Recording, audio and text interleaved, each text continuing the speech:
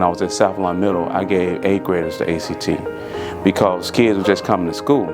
But I need you to do more than just come to school. Since they're taking Algebra 1 with me, and that's a large portion of the test, so I started giving it to the students then because it was all about exposure.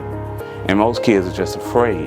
So I wanted to give kids a fighting chance, start exposing them early, and then I want you to think about there's more to life than just going to school, but what you plan on doing with your life, how you've been thinking about that. So that was important to me, and that's what this program is kind of doing. What we've been going over a lot in my class is the ACT. So we've been doing a lot of ACT problems, and we're hoping to get our ACT scores up for the students who are participating in the class that I've been teaching in.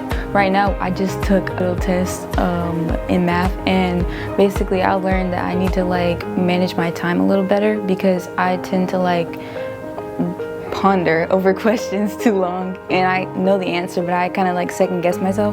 So now I'm gonna know next time when I do that, just focus on the questions and manage my time wisely. My hopes are to become an artist and either go to an art school or just an HBCU. That would be really good to get in there with almost a full scholarship if I can. That's my biggest goal, so I don't have to pay for college. I want to go for free.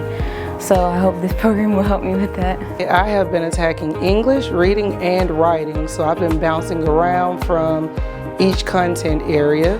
But as far as some of the skills that I've been incorporating is time management as well.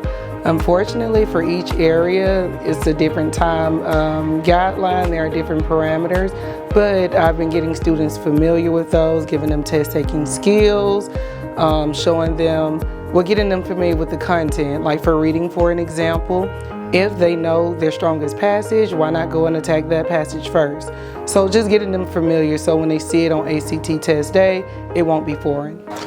Since I'm going in engineering, I do want to try and study the sciences and mathematics a little harder so I can get those scores up for engineering schools I want to apply to. Main things I really wanted to benefit from this camp, and one of the main things I signed up for it was because I just want to improve my ACT score because the higher my ACT score is, I can, broaden my horizon and expand my opportunities and stuff like that. So our goal is to give them early exposure. So we're doing calculator practice, we're getting them familiar with the formulas, and we're also going over actual ACT problems. So giving them that early exposure so they're prepared by the time they take the test in the 11th grade. Showing them how to use process of elimination. We're showing them how to plug in the answer choices to get the answers if they're unable to solve the problems. We are showing them how to work backwards, how to draw pictures to figure out the math problems. So we're going over several different strategies to help them increase their scores.